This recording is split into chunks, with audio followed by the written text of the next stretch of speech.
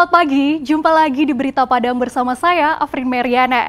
Sejumlah berita aktual dan menarik akan kami sajikan untuk Anda. Berikut 3 berita utama pagi ini.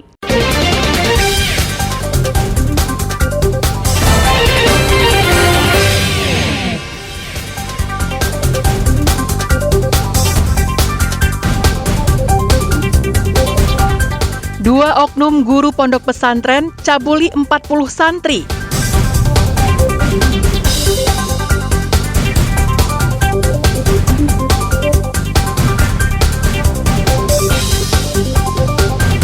Polisi grebek pesta narkotika.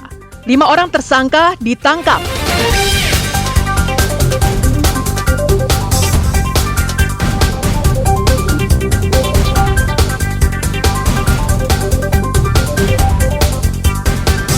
Hasil panen melimpah. Warga Mahakarya arak hasil panen.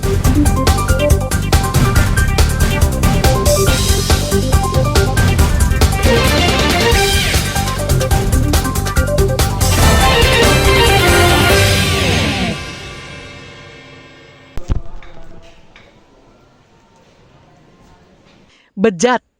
Kata tersebut tepat disematkan kepada 2 orang oknum guru di salah satu pondok pesantren Madrasah Tarbiyah Islamiyah di Agam.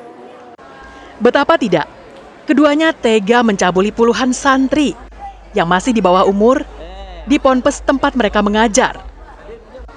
Kedua guru berinisial AA yang berusia 29 tahun dan RA 23 tahun.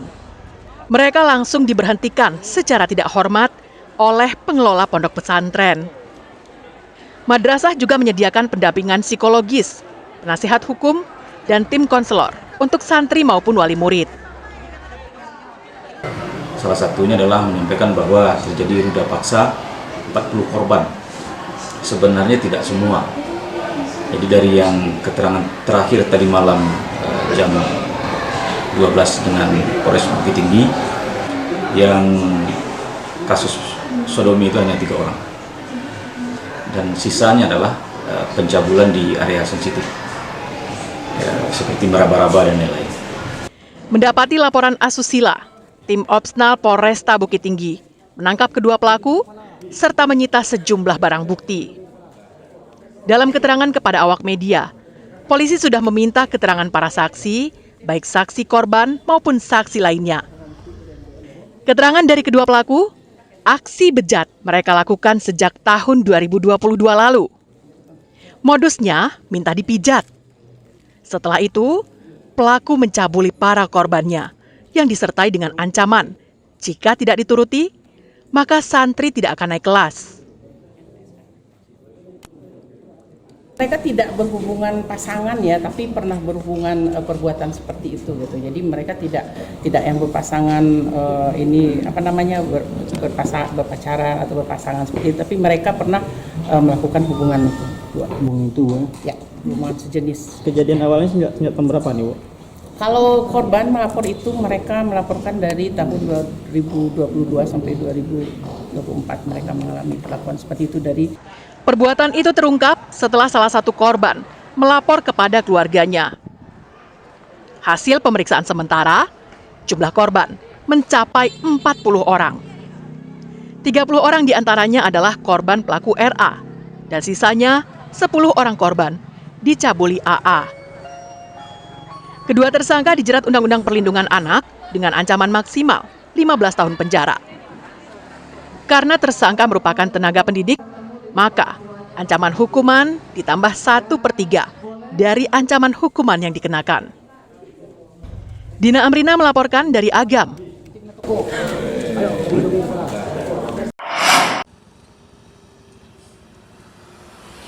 Pembangunan jalan tol yang melewati daerah Padang Pariaman menuai protes dari warga.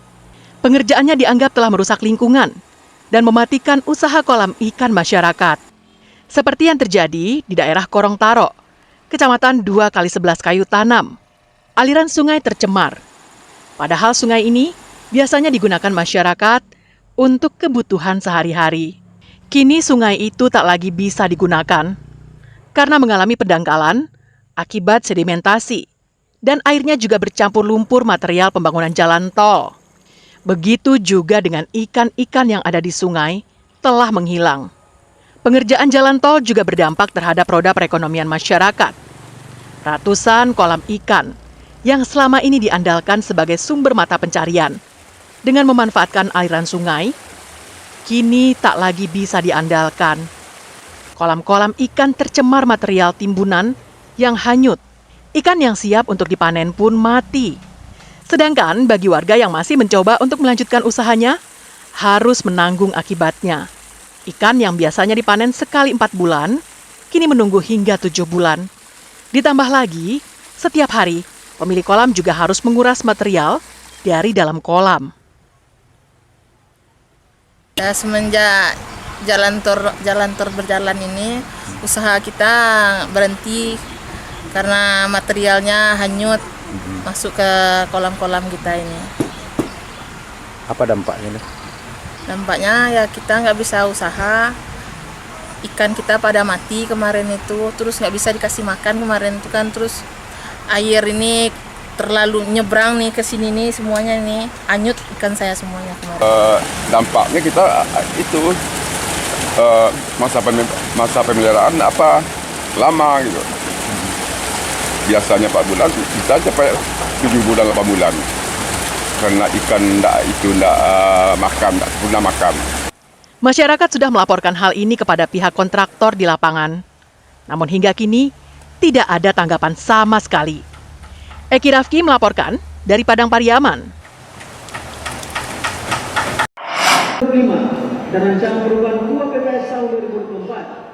Pendapatan asli daerah Sumatera Barat untuk mendukung kegiatan pembangunan pada tahun 2025 diperkirakan akan berkurang sekitar 700 miliar rupiah. Pengurangan itu disebabkan pendapatan asli daerah dari pajak kendaraan bermotor langsung dibagi kepada kabupaten dan kota lainnya di Sumatera Barat mulai tahun 2025. Selain itu, pemerintah pusat juga mengurangi jumlah dana alokasi khusus.